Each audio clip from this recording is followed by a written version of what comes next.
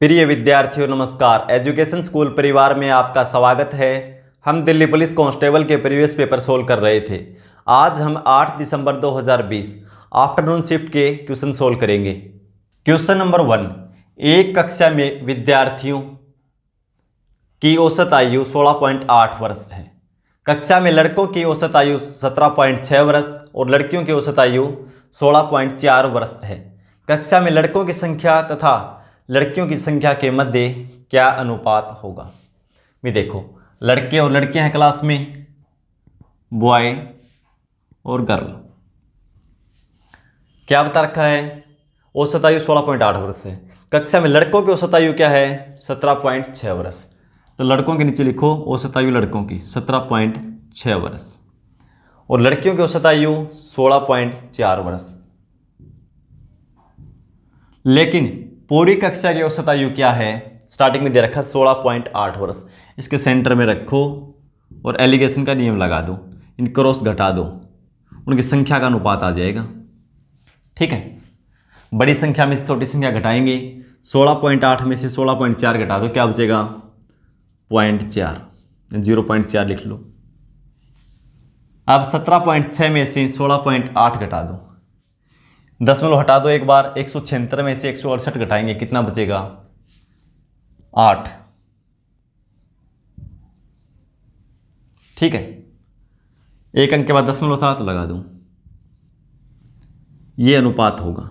दोनों में एक एक अंक के बाद दशमलव है, दशमलव से दशमलव कैंसिल हो जाएगा। 4 से 1 और 4 से 2। ये लड़के और लड़कियों का अनुपात क्या होगा? 1:2। Option A. क्वेश्चन नंबर 2, एक निश्चित धनराशि के लिए एक निश्चित ब्याज दर पर 2 वर्षों के लिए वार्षिक रूप से चक्रवृद्धि होने वाला चक्रवृद्धि ब्याज 1996.8 रुपये है तथा उसी धनराशि के लिए उसी ब्याज दर पर उसी समयावधि का साधारण ब्याज 1920 रुपये है। उस धनराशि के लिए वार्षिक रूप से चक्रवृद्धि होने वाली उस ब्याज दर पर 3 वर्षों के बाद मिश्र धन कितना हो जाएगा? तो पहले धनराशि और दर निकालनी होगी हमें। कैसे निकालेंगे देखो भाई। 2 वर्ष का चक्रवृद्धि ब्याज दे रखा है, 2 वर्ष का साधारण ब्याज दे रखा है। 2 वर्ष का पूछा कितना है? 3 वर्ष का मिश्र धन चक्रवृद्धि। ठीक है, तो देखो सबसे पहले 2 वर्ष का साधारण ब्याज दे रखा है। कितना दे रखा है? 1920 रुपये। और साधारण ब्याज क्या है? हर वर्ष समान रहता है। तो 2 वर्ष का कितना है? 920। तो 1 वर्ष का कितना हो जाएगा? सॉरी, 1920। 1920 को 2 से भाग दे देंगे, कितना आ जाएगा? 960 रुपये। 96 गुणा 2 192। यानी पहले वर्ष भी साधारण ब्याज 960 रुपये है, दूसरे वर्ष भी ब्याज साधारण कितना है? 960 रुपये। 2 वर्ष का साधारण ब्याज है। लेकिन 2 वर्ष का चक्रवृद्धि ब्याज क्या है? 1996.80 रुपये। तो वो कैसे हुआ? साधारण ब्याज तो ये है, वो ब्याज के ऊपर ब्याज लगा, तो इसके ऊपर ब्याज लगा, इसलिए वो बढ़ गया। कितना बढ़ा है? 1996 में से हम 1920 घटा दें, कितना आएगा? 76 और 0.8 अलग से है, तो कितना आएगा? 76.80। भाई पहले वर्ष के ब्याज के ऊपर ही तो ब्याज लगा ही, इसलिए तो बढ़ा ही है। ठीक है, अब यहाँ से दर निकाल लेंगे। कैसे निकालेंगे? ब्याज कितना है? 76.80। पॉइंट हटाएंगे तो बटा में 100। ये ब्याज है, किस पे है? ये 960 पे। दर निकालना है तो प्रतिशत के लिए गुणा में 100। यहां से रेट आ जाएगी, दर प्रतिशत। ठीक है, 100 से 100 कैंसिल हो जाएगा, 0 से 0। इसको 8 से कैंसिल कर लो, 12, 8 9 72, 4 8 6 48 और 12 से 8 बार में दर कितनी है? 8%। दर का हमें पता चल गया। 8% का मतलब कितना होता है भाई?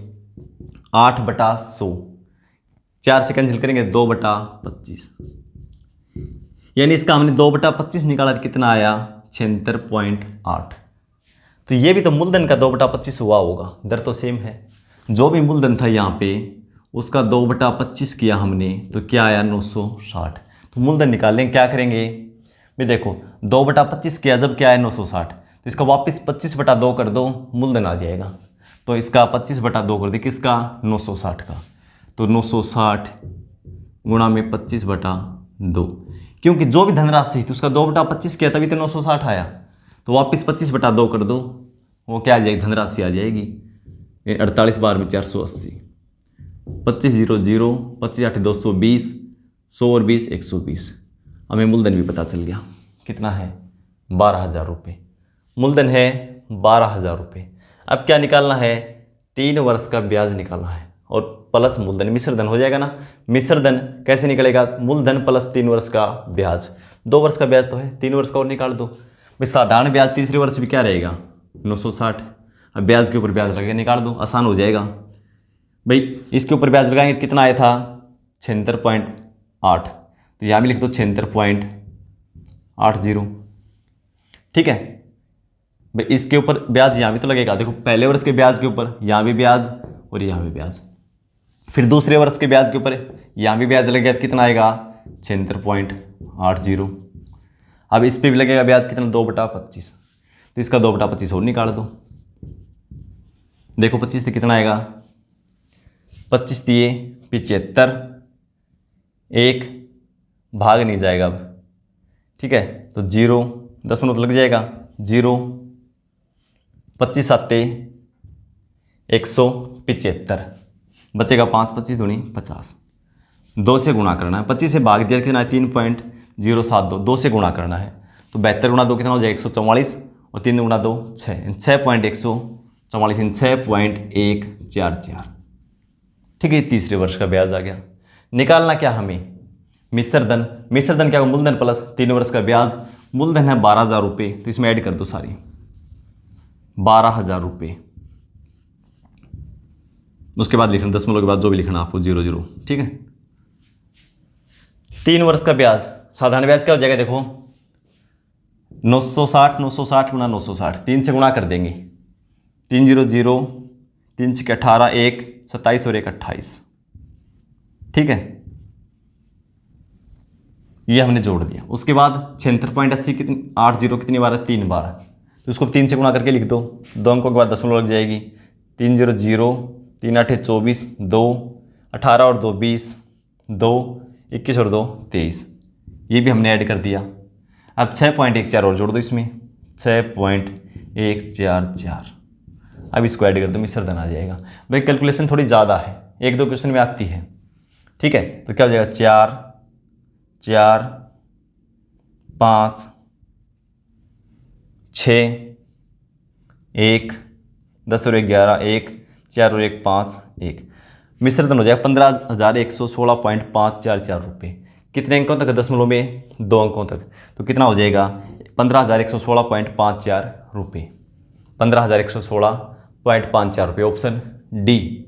क्वेश्चन नंबर 3, एक होल 14 मीटर लंबा और 11 मीटर चौड़ा है। यदि फर्श और छत के क्षेत्रफलों का योगफल चारों दीवारों के क्षेत्रफलों के योगफल के बराबर है तो हॉल का आयतन कितना होगा, घन मीटर में बताना है। भाई होल का लंबाई है 14 मीटर और चौड़ाई 11 मीटर। ठीक है, तो फर्श का क्षेत्रफल क्या हो जाएगा, लंबाई गुणा चौड़ाई। फर्श का क्षेत्रफल लंबाई गुणा चौड़ाई कितना 14 गुणा 11, ये फर्श का क्षेत्रफल हो गया। देखो फर्श भाई लंबाई और चौड़ाई, ऐसे ही छत होगी भाई सेम, तो उसको 2 से गुणा कर दो, क्या आ जाएगा, ये फर्श और छत का दोनों का क्षेत्रफल आ जाएगा। आ गया, किसके बराबर है ये, चारों दीवारों के क्षेत्रफल के योग के बराबर। चारों दीवारों का क्षेत्रफल क्या होता है भाई, 2h × l + b, 2h × l + b, लंबाई प्लस चौड़ाई। तो लंबाई है 14, चौड़ाई है 11, दोनों क्या है बराबर, तो बराबर रखते हैं। ऐसा क्यों होता है, तो मैंने पहले बता रखा आपको जब मेंसुरेशन पढ़ाया था। देखो ये क्या है, लंबाई और ये ऊंचाई, लंबाई गुणा ऊंचाई और लंबाई गुणा ऊंचाई 2 बार है। ठीक है, लंबाई गुणा ऊंचाई 2 बार। ऐसे ही देखो चौड़ाई गुणा ऊंचाई, ये भी 2 बार है, तो इसलिए लंबाई प्लस चौड़ाई के योग को हम 2 से गुणा कर देते हैं कि ऊंचाई 2 बार है। ठीक है, तो ऊंचाई यहाँ भी शामिल होती है, इसके साथ भी, चौड़ाई के साथ भी और लंबाई के साथ भी। ठीक है, तो देखो अब यहाँ से h का मान निकाल लेंगे, 2 से 2 कैंसिल, 14 गुणा 11 करेंगे तो कितना हो जाएगा 140 और 14 154। ये है 14 और 11 25, 25 h की वैल्यू, ये है h की वैल्यू निकालेंगे तो 25 से भाग दे दो, ये h का मान आ गया। किसका मान आ गया, h का, h इधर यानी ऊंचाई। निकालना क्या है, होल का आयतन। आयतन भाई घनाकार हो गया होल, तो लंबाई गुना चौड़ाई गुना ऊंचाई। लंबाई और चौड़ाई हमारे पास पहले से है, ठीक है, लंबाई गुना चौड़ाई, ये लंबाई है ये चौड़ाई है, और गुणा में ऊंचाई, आयतन आ जाएगा। इनकी गुणाई करके लिख दो, कोई दिक्कत नहीं, 14 गुणा 11 लिखो तो भी वही बात है। और हमने दोनों की गुणा की थी, अभी कितनी आई थी 154, तो 154 से गुणा करोगे तो भी सेम आंसर आएगा, ठीक है, इसका मान निकाल दो।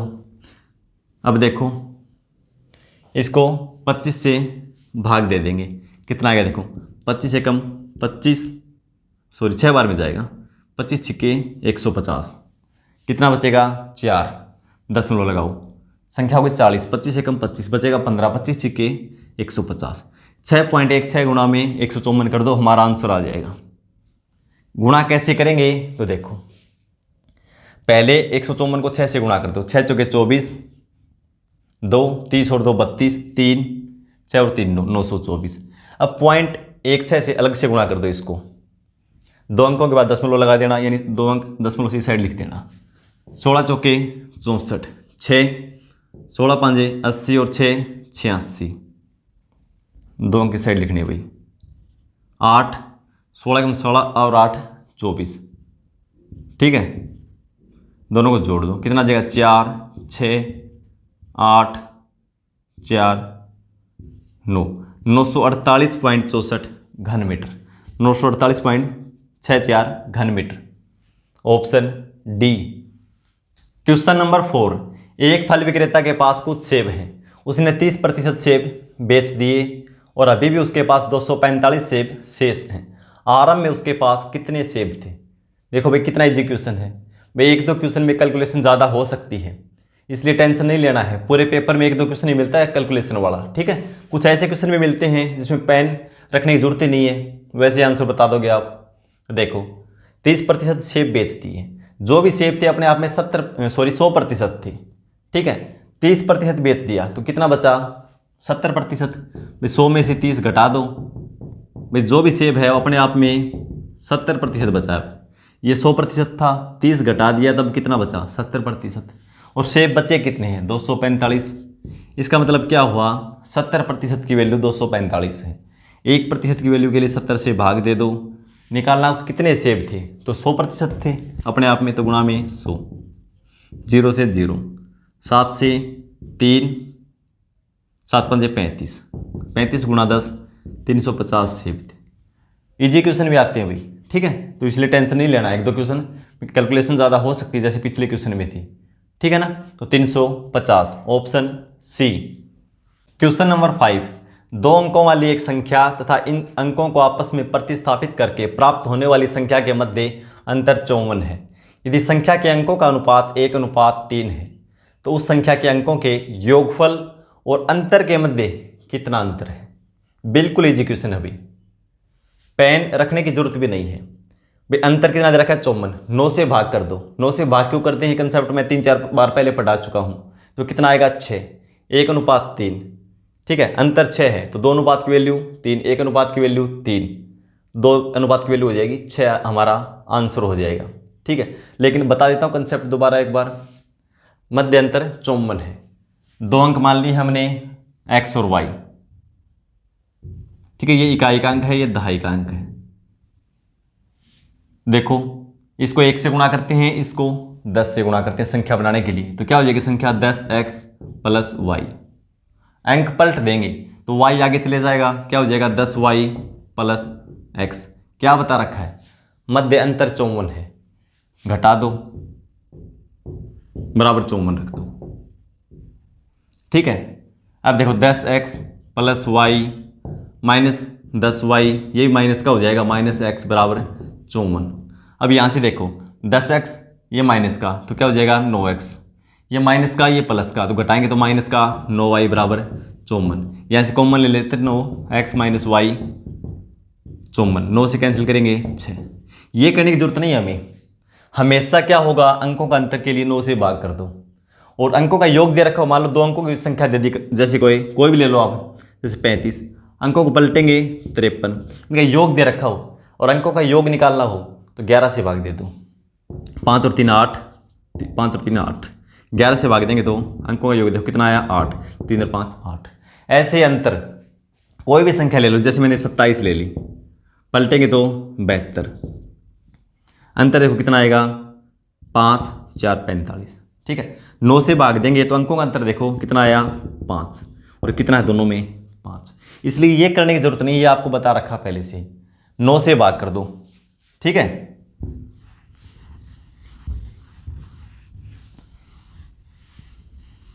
नौ से भाग करेंगे तो अंकों का अंतर कितना आ जाएगा 54 को 9 से भाग करेंगे, इतना ही सवाल हमारा। अंकों का अंतर 6 है। पूछा क्या है, संख्या के अंकों का अनुपात 1:3 है। जो भी दे रखे हैं अंक इनका 1:3 है, इकाई और दहाई का 1:3 दोनों अंकों का। ठीक है, उस संख्या के अंकों का योगफल, तो अनुपात का योगफल कर लो, कितना हो जाएगा 1 और 3 4 अनुपात, योग करेंगे तो, और अंतर करेंगे तो 3 में से 1 घटाएंगे तो अनुपात 2। भाई योग तो अनुपात 4 है, अंतर कितना है अनुपात 2। दोनों का अंतर पूछ रखा है, तो दोनों का अंतर कितना आएगा अनुपात 2 का ही अंतर आएगा। ठीक है, अनुपात 2 कीमत देख कितना अंतर होगा। दो अनुपात की वैल्यू निकालनी हमें, तो कैसे निकालेंगे देखो, ये क्या था अंकों का अनुपात। ठीक है, कितना अंतर है अनुपात 2 का, और अंतर रियल में है कितना 6 का, तो 1 अनुपात की वैल्यू 3 से इसको गुणा कर दो, कितना आएगा 6। ठीक है, मैं कुछ ज़्यादा नहीं लिखने का कुछ भी इसमें। भाई अंकों का अंतर कितना है 6, अनुपात में अंतर कितना है 2, 1 अनुपात की वैल्यू कितनी आई 3। हमें निकालना क्या, अंकों का योग और उनके अंतर का अंतर। तो योग निकाला तो 1 और 3 4, अंतर किया तो 3 में से 1 घटाएंगे तो 2, दोनों का अंतर किया तो 2 अनुपात की वैल्यू निकालनी है, और जो कितनी दे रखी है पहले ही दे रखी 6, अच्छा आ जाएगा। ठीक है, ऑप्शन ए। क्वेश्चन नंबर 6, एक परिवार में प्रति माह 20 किलोग्राम चावल की खपत होती है। चावल के मूल्य में 35% की वृद्धि होने पर परिवार में चावल की खपत में इतनी कमी की जाती है कि चावल पर होने वाले खर्च में केवल 8% की वृद्धि होती है। चावल के मूल्य में वृद्धि होने के कारण प्रति माह चावल की नई खपत कितने किलोग्राम है। तो देखो भाई, मूल्य और एक क्या है खपत और एक क्या खर्च। ठीक है, तो पहले चावल के मूल्य में 35% की वृद्धि होती है। 35% का मतलब 35/100, 5 से कैंसिल करेंगे 7/20, यानी मूल्य पहले 20 था तो अब कितना हो गया 7 बढ़ गया 27, मूल्य हो गया 20 से 27। ठीक है, खर्च कितना बढ़ता है केवल 8%, यानी 100 के ऊपर 8 बढ़ता है। खर्च मान लो पहले कितना था 100 और अब कितना होता है 108। भी देखो खर्च कैसे आएगा, मूल्य है 20 रुपये, खर्च कितना होता है 100 रुपये, इसका मतलब कितनी खपत होती है भाई 100 को 20 से भाग कर दो, यानी 5 किलोग्राम, 5 होता है ना। अब खर्च 108 रुपये होता है और मूल्य कितना 27 रुपये, तो इसका मतलब कितनी किलोग्राम वस्तु खपत होती है, 108 को 27 से भाग कर दो, कितना आएगा 4, यानी खपत का अनुपात कितना है पहले का और अब का 5:4। लेकिन पहले रियल में होता कितना था खपत 20 किलोग्राम, यानी 5 नहीं भैया, कितना है 20 किलोग्राम, यानी इसका 4 गुना है। इसको 4 से गुणा किया तो इसको भी 4 से गुणा कर दो, कितना आएगा 16 किलोग्राम अब खपत होती है भाई। चावल कितने लगते हैं 16 kilogram, option A. Question number 7, एक गांव की जनसंख्या में प्रथम वर्ष में 10% की वृद्धि होती है, दूसरे वर्ष में उसकी जनसंख्या में 12% की कमी हो जाती है। दूसरे वर्ष के अंत में उस गांव की जनसंख्या 14,520 थी। पहले वर्ष के आरंभ में उस गांव की जनसंख्या कितनी थी। तो पहले वर्ष के आरंभ में मान ली हमने x थी, फिर क्या होता भाई 10% की वृद्धि होती है पहले साल में।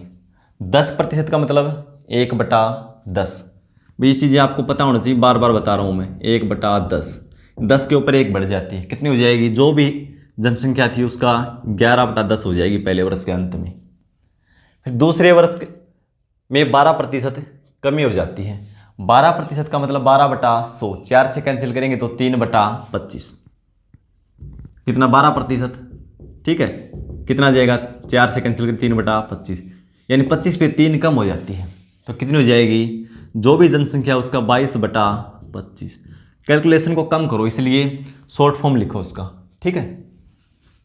और दूसरे वर्ष के अंत में कितनी हो जाती है, 14,520, इसके बराबर रख दो, x का मान आ जाएगा, ठीक है। तो देखो 11 से कैंसिल करेंगे तो 5 और 1 6, 4 2 6, 11 से कैंसिल हो जाएगा, एक बार में 11, 3, 11 3 33, 2 11 दूनी 22, और 22 छिक्के 132, कितना आया 60। इधर क्या है, 25 गुणा 10 250, 60 की और 250 की गुणा कर देंगे, ठीक है। 250 गुणा में 60, 2 जीरो हैं, 25 गुणा 100, 25 गुणा 6 150, 2 जीरो लगा दो, तो कितनी थी जनसंख्या आरंभ में, 15,000, option C. Question number 8, Ram ने एक वस्तु के अंकित मूल्य पर 20% की छूट देने के बाद उसे 1,476 रुपये में बेचा। यदि उसने कोई छूट न दी होती तो उसे 24% का लाभ प्राप्त होता। उस वस्तु का क्रय मूल्य कितना है, दशमलव के 2 स्थानों तक सही बताना हमें। देखो भाई, अंकित मूल्य अपने आप में 100% है, कितना है 100%, 20% छूट दे दी तो 20% कम हो जाएगा, कितना हो जाएगा 80%। तो बेचा गया वो क्या, विक्रय मूल्य, और अंकित मूल्य के कितने प्रतिशत के बराबर हो, वो 80% के, तो 80% की वैल्यू कितनी हो जाएगी, 1,476। ये 80% की वैल्यू है, 1% की वैल्यू निकालेंगे तो 80 से भाग दे दो, यानी 1% की वैल्यू ही है, ठीक है। अब अंकित मूल्य निकालना हमें, तो क्या करेंगे, अंकित मूल्य अपने आप में 100%, तो गुणा में 100 कर दो। अब ये क्या गया, अंकित मूल्य, ठीक है। और इसी मूल्य पर बेचता तो ये क्या हो जाता है, ये विक्रय मूल्य, और इस पर कितना लाभ होता, 24% का। तो क्रय मूल्य कॉस्ट प्राइस है वो अपने आप में 100% है, और 24% लाभ होता इस पे बेचते तो यानी कॉस्ट प्राइस के 124% की वैल्यू क्या हो जाती, ये हो जाती। 1% की वैल्यू निकालनी है तो इसको 124 से भाग दे दो। हमें निकालना कॉस्ट प्राइस यानी क्रय मूल्य, क्रय मूल्य अपने आप में 100%, तो गुणा में 100 कर दो, ठीक है। तो देखो कितना आ जाएगा, ये 1476, और 1 2 3 4 जीरो लगा दो, बटे में क्या है 80 गुणा 124। ऐसा मैंने क्यों किया, क्योंकि बाद में गुणा नहीं करनी पड़ेगी, ऊपर जो भी आएगा मान इसमें आ जाएगा। एक बार फिर से समझ लो, अंकित मूल्य पर 20% डिस्काउंट दिया, छूट दी। अंकित मूल्य अपने आप में 100%, यानी 100% की वैल्यू जो भी थी उसने क्या किया, 20% छूट दे दी, तो वैल्यू उसकी क्या होगी 80%। इस मूल्य पर बेचा 1,476 में, यानी 80% की वैल्यू ही है, तो मैंने 80 से भाग दे दिया, 1% की वैल्यू आ गई। अंकित मूल्य निकालना है तो 100 से गुणा कर दिया, क्योंकि वो अपने आप में 100% था। तो इसको हटा दो एक बार, तो 100 से गुणा कर दिया, ये क्या आ गया अंकित मूल्य। इसी मूल्य पर बेचता तो ये क्या है विक्रय मूल्य, और इस पे 24% का लाभ होता, इसका मतलब ये क्रय मूल्य का 124% है, ठीक है। तो हमने 124 से भाग दे दिया, क्रय मूल्य का 1% आ गया, ये निकालना क्रय मूल्य जो अपने आप में 100%, मैंने 100 से गुणा कर दिया, ठीक है। इसको हल कर दो, आपका आंसर आ जाएगा, ठीक है। अब देखो 0 से 0, भाई लास्ट के 3 अंक 8 से भाग जाते हैं, तो ये संख्या भी 8 से भाग जाएगी, 8 से कर दो, 8 है कम 8, बचेगा 6, 8 8 64, बचेगा 3, 8 चौके 32, बचेगा 4, 8 पंजे 40, 2 जीरो लगा दो। अब 4 से भाग फिर चला जाएगा, ये 4 से 31, और ये 4 से आएगा, 4 चौके 16, 2, 4 छके 24, 4 एकम 4, 4 दूनी 8, और 4 पंजे 20, ठीक है। 46,125। इसको अब 31 से भाग देना पड़ेगा, इसको अब भाग देना पड़ेगा भाई 31 से, क्योंकि प्राइम नंबर है, तो 31 से भाग दे दो। कैलकुलेशन थोड़ी ज़्यादा दे रखी है, ठीक है। एक बार में 31, बचेगा 5 1, 5 बार में ज़्यादा हो जाएगा 150 से, तो 4 बार में 30 120, और 4 124, बचेगा 7 और 2 27, उतारेंगे 2। ठीक है, अब 8 बार में 30 से करेंगे 240 और 8 से करेंगे तो 31 गुणा 8 248, 8 8 से 24, 248 हो जाएगा। ठीक है, कितना बचेगा 24, अंक उतारेंगे 5। तो 8 बार में ज़्यादा हो जाएगा 248, 7 बार में जाएगा, कितना आएगा 7 7 21, 217। ठीक है, अब अंक नहीं दशमलव लगेगा, 14.87, 1487 पॉइंट, इसके बाद पॉइंट लगेगा। तो देखो ऐसा ऑप्शन है क्या, 1487 ऑप्शन पहले में ही है। ठीक है, लेकिन देख लो फिर भी आगे हमने करके 15 में 7 जाएंगे तो 8 2, ठीक है 0 उतारेंगे, कितनी बार में जाएगा 9 बार में, यानी 279, 9 9 30 27। ठीक है, 1487.9 रुपये उसका कॉस्ट प्राइस है। ठीक है, 90, option A. Question number 9, Radha ने एक घड़ी 12.5% के लाभ पर बेची। यदि उसने इसे 50 रुपये अधिक में बेचा होता तो लाभ 15% हुआ होता। घड़ी का आरंभिक विक्रय मूल्य ज्ञात कीजिए। इस क्वेश्चन को सोल्व करके आंसर कमेंट बॉक्स में लिखेंगे। मिलते हैं अगली क्लास में, धन्यवाद।